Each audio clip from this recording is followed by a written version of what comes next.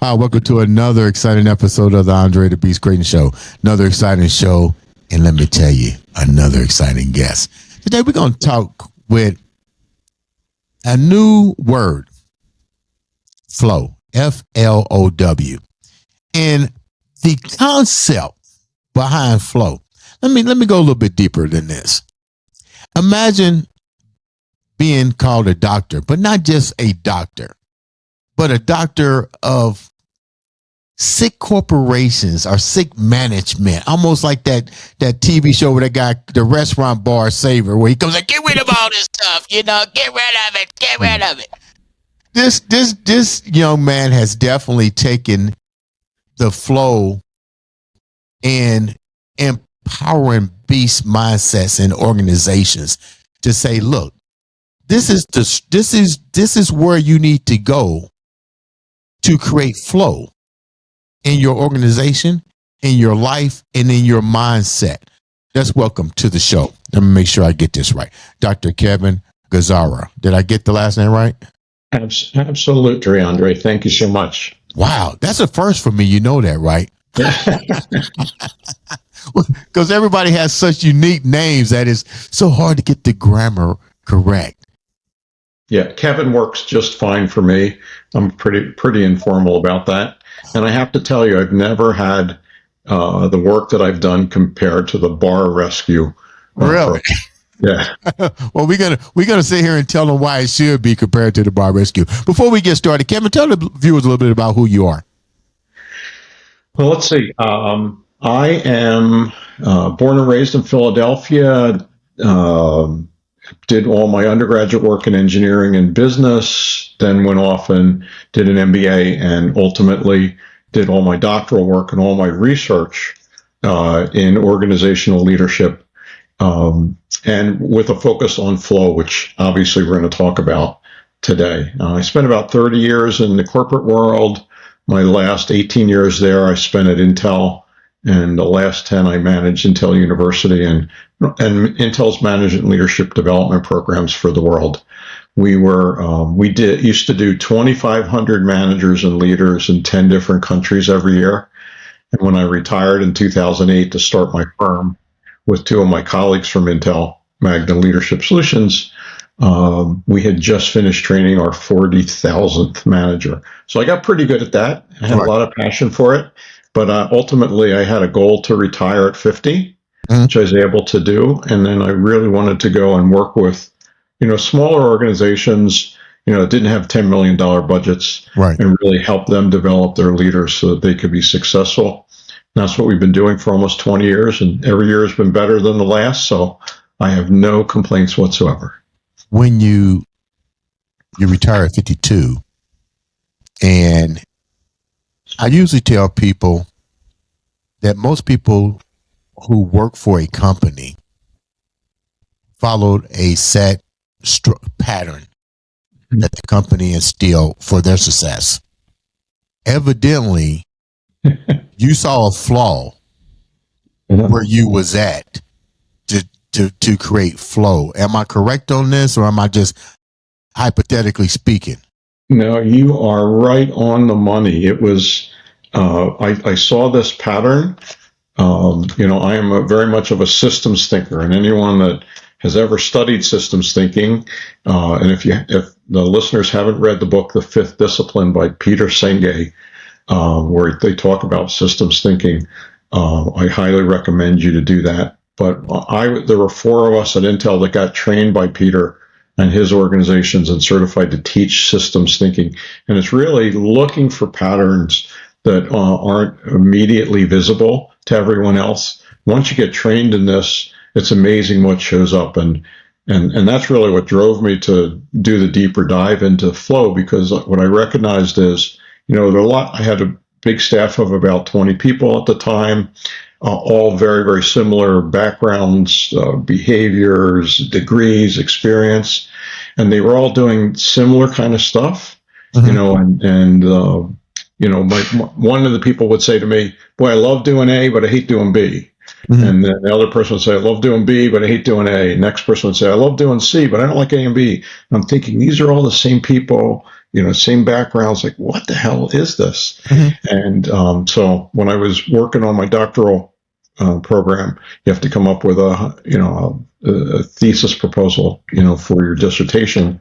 And I said, hey, I want to try to figure out what the hell's going on here, because I think the world needs a tool in order to figure out how do you place people in positions where, every day is an amazing day, both for them and for the organization. And I was able to do that. It's so funny that you was able to come on the show and talk about this. It's almost like what I call the matrix syndrome, where people go to school and they really don't know what they want to do. Because let's get real, we have people that go to college to get a degree here and they wind up going way out of their field, and then they somehow are simulate into a work environment that really was never tailored to them. So now it becomes what the word is, work. When you was with the company, let's use it as an example, you saw A, B, C, all these different people following what I might call a robotic matrix system. You saw something that was truly wrong with that. Were you feeling yourself falling into that same category as well? And if so, what pulled you out? Well, I read the book. So there was the book Flow by a gentleman by the name of Dr. Mihai Csikszentmihalyi. I'm not going to spell that for you. Right. If you Google Flow, you'll be able to find it. It was written in 1990, and one of my friends gave it to me, I think around 95, said, you got to read this book. And I read the book, and it was truly, truly life-changing. And we'll talk a little bit about it today, but I encourage everybody to read it. And what it basically said was that you can create this environment, and most people know about flow, they just don't know about the term. In the 90s, it was retermed as being in the zone. So people, I know about that, right? So getting into the zone or being into the zone, and that's really flow. And once I read that, I could restructure my days and my activities and my interests to keep me in flow as much as possible. Because the key with flow is once you're in flow, doesn't necessarily guarantee productivity, but that's where all your creative juices just explode, right? And once you found that, and I would tell anybody, everybody's been in flow in one way or another. And good example is you're working on something, whether it's on the computer or woodworking or cycling or running, whatever it is, and you look at your watch or you look up at the clock and it's like 3 hours later than you believe it is. That is flow. That's one of the biggest indicators where that sense of time gets incredibly distorted. And what I noticed was, a lot of my people were watching the clock, and they're looking up at the clock and they think it's 12 o'clock and it's really still 11:10. Like, oh my God, and they think, boy, I just worked for an hour, and they look up and it's been 10 minutes and they're just not in the zone. So when I found I was doing that, I knew I was working on activities that weren't in flow. And we're going to talk about how do you get there. Kevin, what was your occupation? So the viewers can get an idea of, like, if you was a construction worker, it's one thing. If you are a restaurant owner, that's one thing. But what was your occupation? What was your job title? And what did you have to do? So I've had many job titles. When I first got out of school with my undergraduate, I was a customer marketing engineer. So dealing with heavy equipment, not high tech, those kind of things. I moved into product management. Ultimately, I was an operations manager, and then I was a general manager for a small division. When I moved to Intel, I took a position at Intel in 1989. I started it over again. I started back as a marketing engineer, then a product manager, then a operations, and then a GM. But ultimately, what I found is that as part of the things that you do at Intel, when you get to a certain level, there's an expectation that you teach about 40 hours a year of different programs. What I found is I really love teaching, and Intel gives you a sabbatical every 7 years. Every 7 years, you get to disconnect for 2 months, leave your computer, your phone, everything there, and you get to go off and recharge. And usually when you come back, there's an opportunity to go do something different. And when I came back, the guy that was running Intel University for the world said, "Hey, I noticed you like doing this kind of stuff. You get really good scores. You seem to be passionate about it. Would you be interested to come over to the dark side from, the engineering tech world over to HR to do that?" Yeah. And I said, "Yeah, I think it's a good opportunity." So I did that, and then basically the rest of my life and career has moved on from that point. And it was right in the time when I read Flow on my sabbatical, recognizing that there's probably some other opportunities, and you get a message from God or whatever it comes from, of like, hey, here's an opportunity. You know what? This falls right along the Flow book, so let's give it a try. That's what I was getting ready to say, because a lot of people go through these different trials with careers.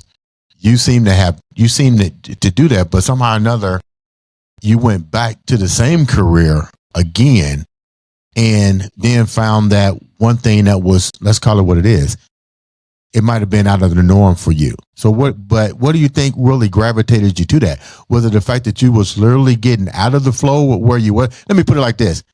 The other careers prior to that one, were you ever in the flow, or did you even have somewhat of a concept what was going on? You knew you was almost defragmented, so to speak.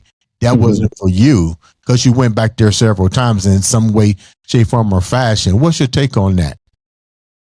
Yeah, so I think in my original job, my first 10 years of life out of school, I certainly there were opportunities for flow, but it wasn't extreme. And the main reason I made the change, Andre, was that I was working in heavy equipment, steam turbines, compressors, custom kind of stuff. It was really interesting from a tech perspective.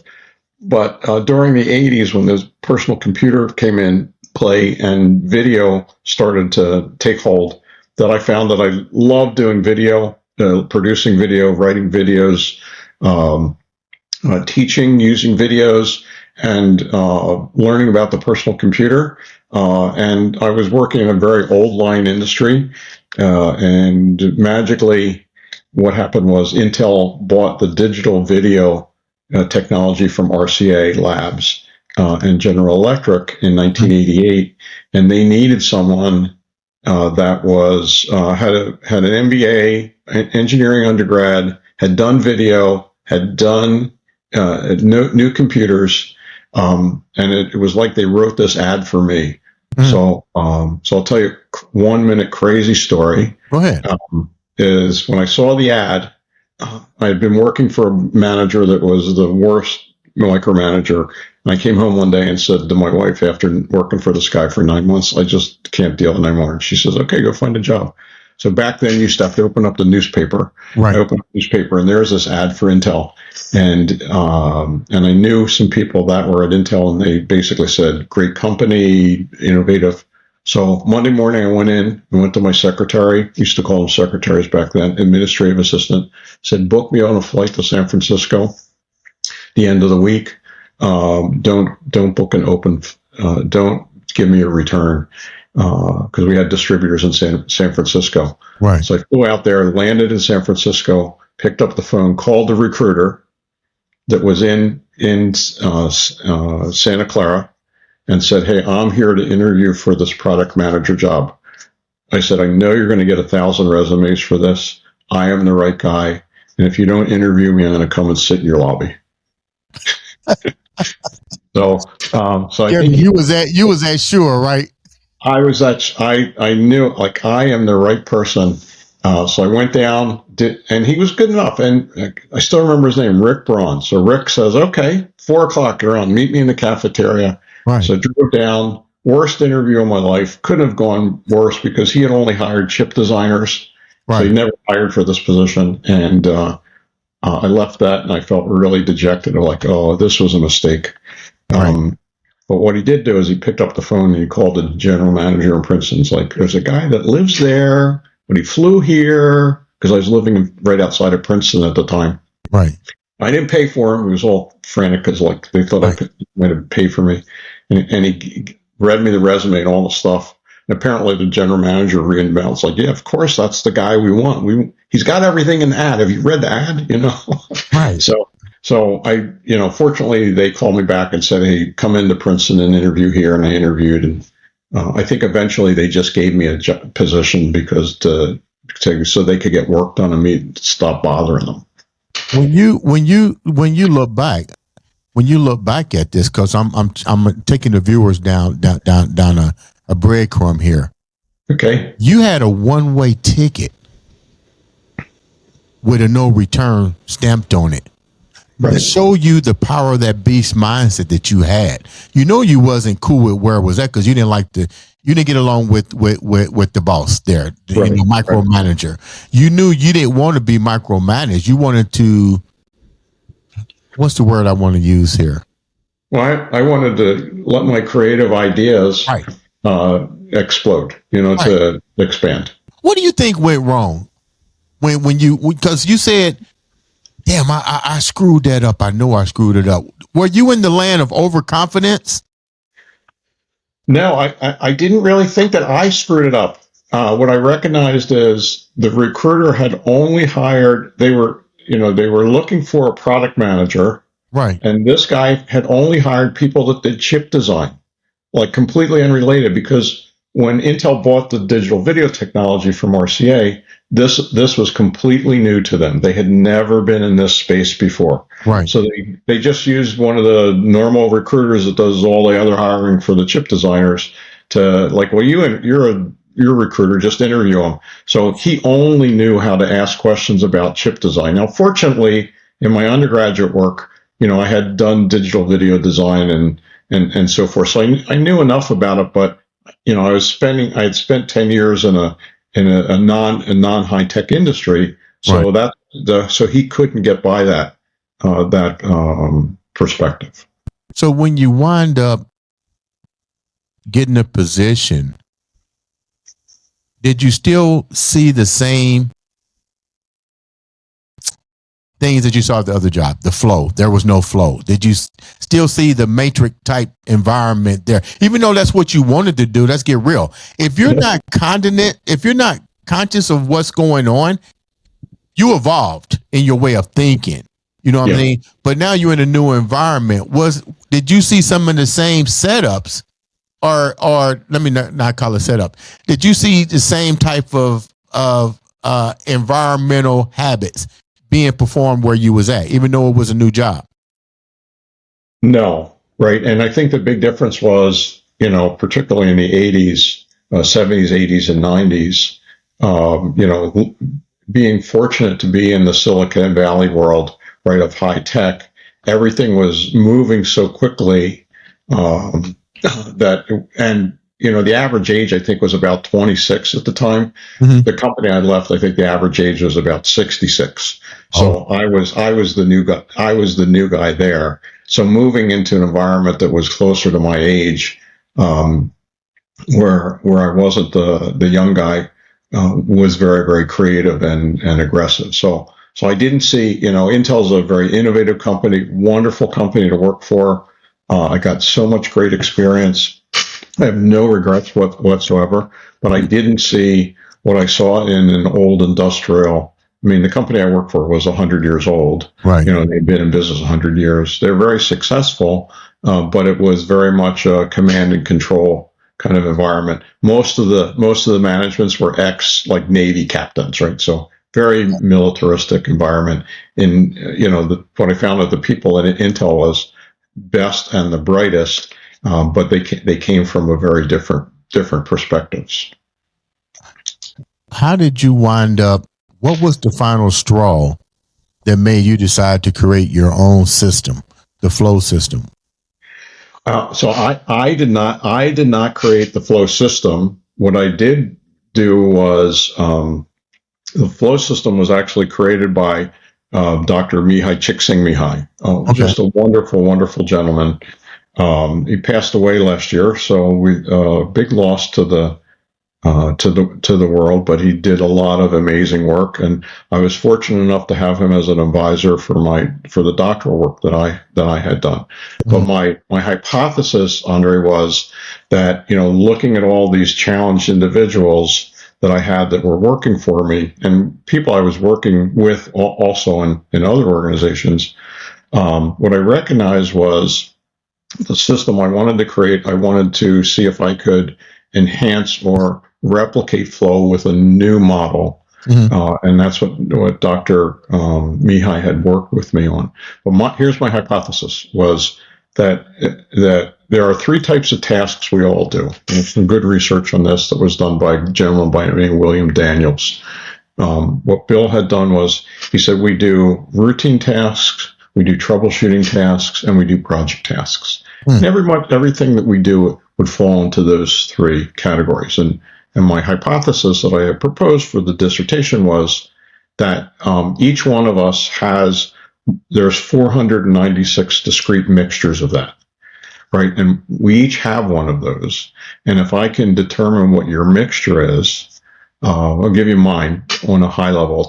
I like 50% project work, like about 30% problem solving, troubleshooting, and I like to do about 20% routine work. And if I can create that environment, even if it's like total crap work that I have to do, I know that I'll have a higher degree of job satisfaction and motivation.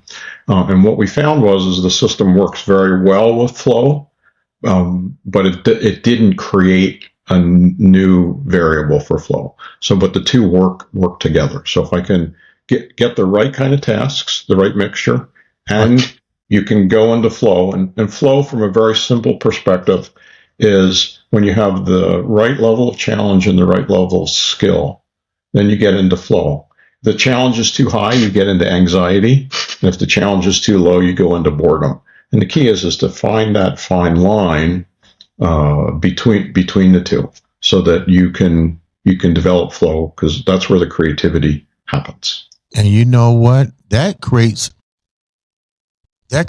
great opportunities for people who really don't know what they want to do. That's brilliant when you think about it, because if you got the data in front of you on what I do best and what I like best, then you have an idea of what career path I'm going to probably excel in. Yeah, and what I've done, what I do with my coaching clients in particular, is the first thing I have them do is I have them, plot their average week or weeks, right? And I have them plot this, and I don't tell them this is the flow diagram. Just have them plot it, and then you overlay the center line, which is the flow area, and it shows them what's motivating and what's demotivating for them. And I really took it to another level, like when I was at Intel, when I was managing teams, when we get new projects or new activities coming in, rather than saying who has time available or whatever, we would put up the flow diagram, because I had all my staff plotted their flow, so I knew what I needed to give them more of and less of. And when the new project came out, somebody said, yeah, I've got a ton of experience, I could do this, but this is going to put me in the boredom category. It's not very challenging. So we tried to match everything to individuals so that they would be motivated and engaged. And it wasn't just about efficiency. It's like one person could have done it in the project in 40 hours. The other person, it might be 60. But the one that's in 40 hours and it's dreadfully boring for them, I know I'm not going to get the creativity out of them. But the person that's going to take a little bit longer and they're going to thrive and eat it up and just want to do more and more of it, right? That's the person to give it to. So you might have to sacrifice a little productivity, but you never sacrificed creativity. this I'm gonna try to articulate this the best way I can. By having people in these three different categories, does that create a ripple effect to some degree, to where you're always going to have an overachiever in one of these areas? Does that make any sense? Well, there's two areas we're talking about. There's the tasks, and that's one thing. You want to try to balance a task. So, like, obviously, tasks that are in the boredom area, you want to get rid of, right? Whether it's routine troubleshooting or project work. Mm-hmm. And ones that are in the anxiety area, you want to either move down in the flow, get more training, or lower the challenge. So that's the task piece.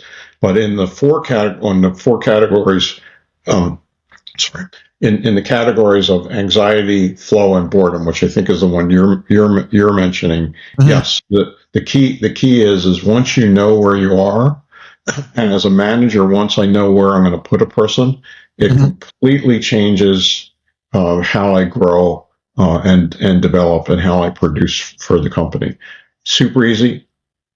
Free to do, doesn't take, you don't have to be, you don't have to have a PhD in organizational psychology to do this. I've done this with executive teams. Mm-hmm. They're working on $1 billion companies. Mm-hmm. We've done it at a nursing home in Maine of the kitchen staff, right? And we plotted that. In fact, when we did it, the guy that I worked with plotted it and said, this is all wrong. Like, everybody's happy. This can't be. How can you be working in a kitchen in a nursing home and like your job? And when mm-hmm. we went back and interviewed them, we said, hey, and we showed them kind of being in the flow. They said, yeah, absolutely. And the reason was the management gave them the flexibility. So the person doing dishes also magically was great as an electrician. So when stuff broke, he got to work on that. The mm-hmm. person that was doing the serving also was really personable. So they put them outside. So what they said was, because most of them had been in the jobs for 8 to 15 years. And you think, right. That's like a starter job where you wouldn't want to do that. But what we found is even though they had the job, quote, as the dishwasher, as the cook, whatever, because the manager gave them opportunity to use their talents all of the time, and they were in control of that, that they stayed in flow, and the turnover was close to zero. So you find out that creating a flow type method, allowing individuals to experience other things that, even though they may be challenged, can also help to elevate their mind. I was getting ready to say that. So where does the mental aspect come? Because you can have CEOs and chairmen that are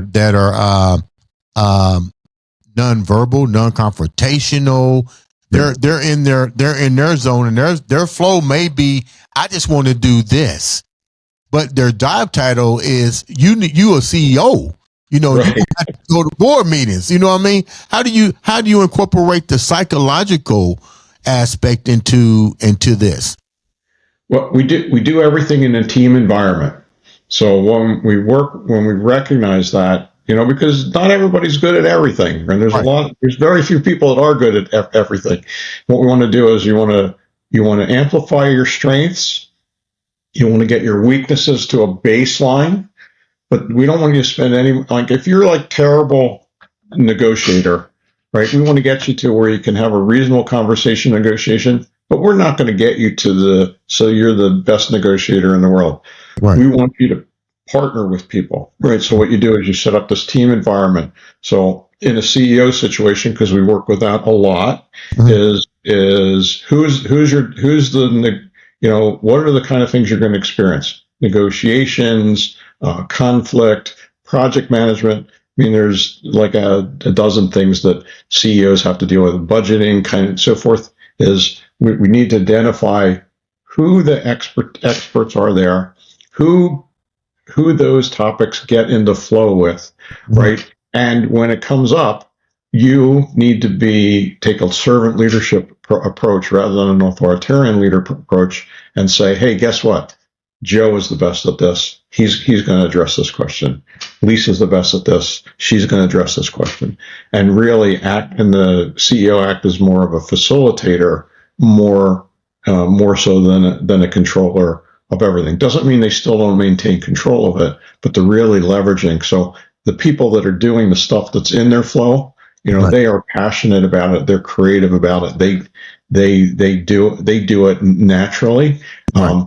The CEO is going to learn from them, but any leader that thinks they have to do it all is just doomed for success, doomed for catastrophe. You sound like you quoting from the movie Wall Street. I'm talking about Wall Street, where he got out of jail and they were all in the boardroom. His son-in-law, and you had the head honcho guy that was like giving order, but you had this young guy, his soon-to-be son-in-law was just like, hey, we need to get into nuclear fusion, blah, blah, blah. And you've seen all these creative different mindsets here. But like you said, you saw the one dude was just knocking everything down that he said. So my question with that is, which one of the categories is more difficult to really navigate and to lift up, and which one is like what we might call the dream person that you say, I can really take this person to a next level? I think it comes down to something incredibly simple. Is the best people to coach, the people that are going to become the most spectacular leaders, all have the same singular quality: is they're wonderful listeners, and they're open to take input and apply it. That's it. Like if you can listen to the experts, because by the way, you may be the CEO, but you're not the expert in finance, and you're not the expert in production optimization. If you're willing to really listen, to be able to synthesize it and apply it, you can be successful. You don't have to be the most brilliant guy. I mean, I think there's a movie, right? The smartest guys in the room from Enron, right? Yeah. That's the way not to manage, right? That's the playbook of how do you want to screw up a company. But if you're truly listening, and you're listening from a perspective to learn and grow, not you're listening from a perspective to be confrontational, right? And the way people will know if you're truly listening is that if you're because our brains are set up to do serial processing. Most people think we can parallel process, do multitasking.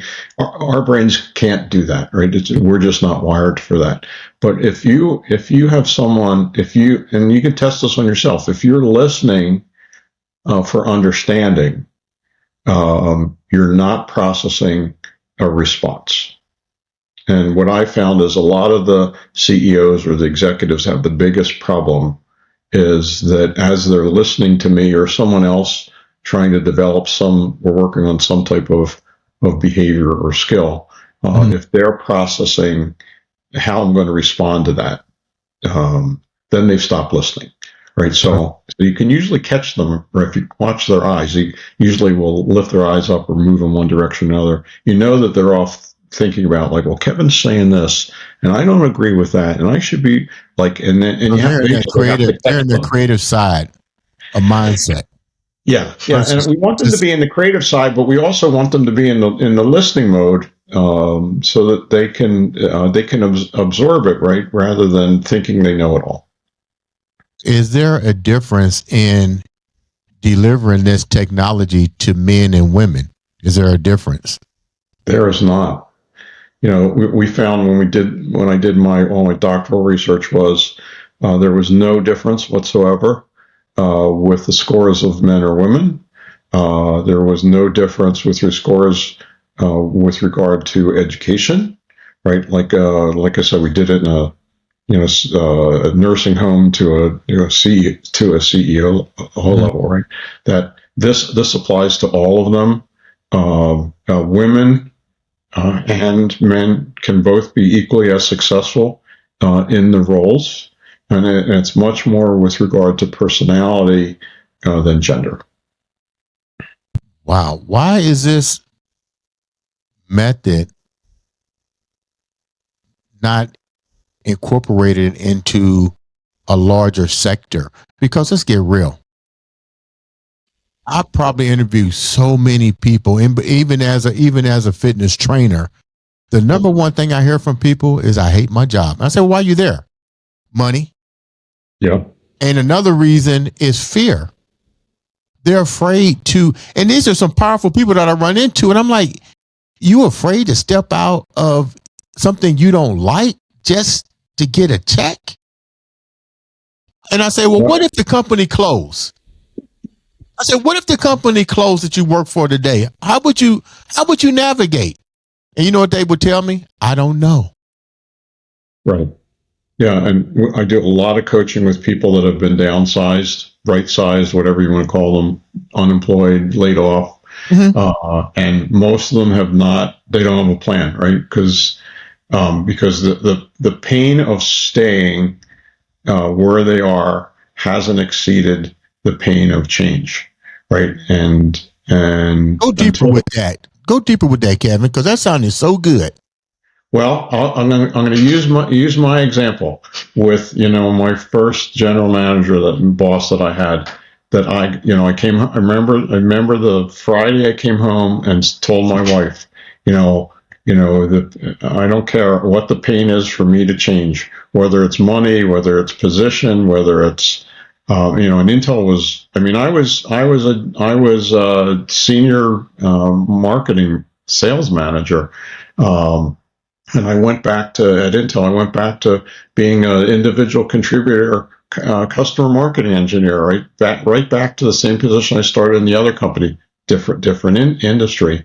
And the thing I told Intel was, I said, whatever salary. I said, I know I have this. I'm managing a big organization. I know I'm going to have to step back. I said to them, whatever salary you offer me, I will accept it.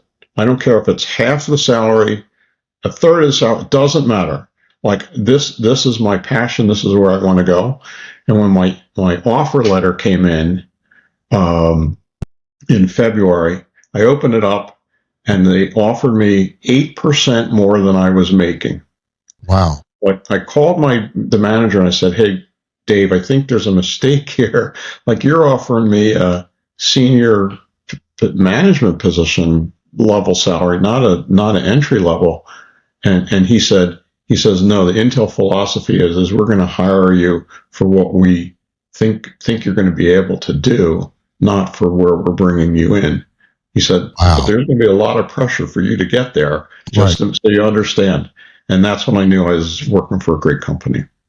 I'm glad you came on the show to clarify that using yourself, because a lot of people need to realize if I own a company or I'm starting a company, I'm not looking at what you can do now more so than what I'm a 5-year guy. Like, where do I see myself 5 years?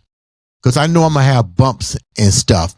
And then I'm going to look at you and say, can this guy be valuable 5 years? Can this guy be valuable 10 years? And more importantly, value means what ideas can he bring to amplify what I'm trying to create? Yeah, and I think what you're talking about is you're hiring for talent and you're going to train for skill. Boom. Yeah, right. And that's always been a philosophy of mine is like you said, is I want to know what their potential is. Yeah. Right. And if I can hire them there, it's got to be a good career for them. And by the way, it's probably a great thing for the company. But if you're hiring them to just excel at what they're doing and you don't see that potential, I think that's very, very short-term vantage point.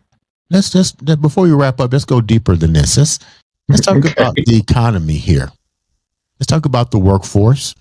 Yeah. Let's talk about the state of economy, the state of emergency, and let's talk about the state of, how do I want to say this without making people upset? Nobody wants to do anything anymore. Does that make any sense? People, let me go here so it make a little bit more sense. We see more turnovers in the workforce, even at such jobs as McDonald's. You know, McDonald's was my first major job outside of delivering papers. And I was funny because I was at McDonald's say, man, they lost this is what I said. Seriously, I got a fish sandwich. The fries were watered down. They wasn't hot. And I was like, I remember my first job at McDonald's, we was deep into quality and customer service. You didn't keep food in a bin, no more than so many sandwiches. Now it's like, what happened? You're an expert. I'm going to call you an expert. What happened? What happened? So I think, being a systems thinker, one of the things that I found is, and I've heard, Andre, that complaint from many of the organizations and managers I've worked with, and what I found is that it's not that has changed. What has changed is we haven't put the systems that encourage and excite the new workers in place. It's always a systems problem, right? So the old line system is production, train for skill, let them do that entry level stuff 1,000 times, and then give them more responsibility. Mm-hmm. What we really need is to change the system, and today's system, for those listening, is one, you want to get first of all, it has to be human. The human piece is the most, as we've moved into the world of AI and technology, that's starting to diminish, right? The first thing is you have to bring the people in as humans. So you have to relate to them. You have to listen to them and realize also, because of the kind of the work economy, and this, what I would call portfolio economy, where there's lots of things going on, is that, it needs to be a holistic approach. It's not, you leave work at 5 o'clock and everything goes away. It's more engaged. So you have to be human. You have to get people in flow. You have to develop them, and you have to show them a path forward, so that you don't get that situation where they've learned how to do all the fries and the fish fillets and everything, and really and understand the systems, and the next thing okay, you're really good at that. We're going to let you do that for another 7 years. You can't do that anymore. You have to have this fluid system. And my position has always been with my staff is that I don't want you working for me 18 months from now. I want you to either take a higher level position or a different level lateral position in 18 months. I need to think about that on day one. Mm-hmm. And I don't think many organizations, or very, very few organizations, do that. And if you can do that, and you can show that interest, or they are truly valuable, mm-hmm. HR says, the humans are the most valuable portion. Right. That's a big sign. Right. I don't see that in many organizations. It is so funny that you said these things. I'm gonna use a prime example. I had to throw them up under the bus. We have a franchise in the Midwest called Kroger's, and I've never called on a company that I can recall. I got so livid at this one particular Kroger's because nobody was ever there at the customer service desk for a simple money order. I remember I said, well, I'm sitting there standing, and I'm like, I see people walking around, and I said, well, is anybody, and they see me now. They see me. I was like, is anybody coming? They're on their break. It's 9 o'clock in the morning. Who's on a break? So, I got tolerance. I have tolerance. So this became repetitive as I'm going into this store. But then I look at the other Kroger's, like where I live in Westfield and Carmel, a whole different environment. It's kind of like, how you doing? The store is clean, it's organized. Everything that they have is neatly displayed. People are greeting you. And then it dawned on me, okay, Dre, put yourself in the mode that you're in, Kevin. What's missing here? Lack of management is what is coming to my mind, because I call Kroger's, whoever their customer people, I say, hey, do you guys not go and check your other stores? Because you're supposed to be a level of, if I see the level of quality in my neighborhood and I travel outside of my neighborhood, but your stores still carry the same brand, who's supervising the stores here? Because these workers act like that they hate to be there. Yeah. Well, and you've brought up a great point is, to establish a really strong brand, you have to have consistency, right? That I need, and I mean, that's one of the things that McDonald's has done, right? And they recognize that really, really early on, that you have to have that level of consistency, and they put the right systems in place to make sure that happens. Obviously, your experience with Kroger has shown that the systems are either the systems are in place and they're not being reinforced, or the systems aren't in place. But it's not about changing the employees' behavior and bringing them all in and saying you need to be happier and more available and so forth. You need to reinforce that, but there's something in the system that's driving that behavior away. And what it usually is, particularly for people that work for a manager and not a leader, the managers say, hey, if I can not keep him behind the desk for an hour, that's an hour they can do more shelf stocking, and that's an hour less I have to pay. That's very short-term thinking, and that's a manager's thinking. A leader's thinking is, hey, customer satisfaction first, because that maintains the longevity.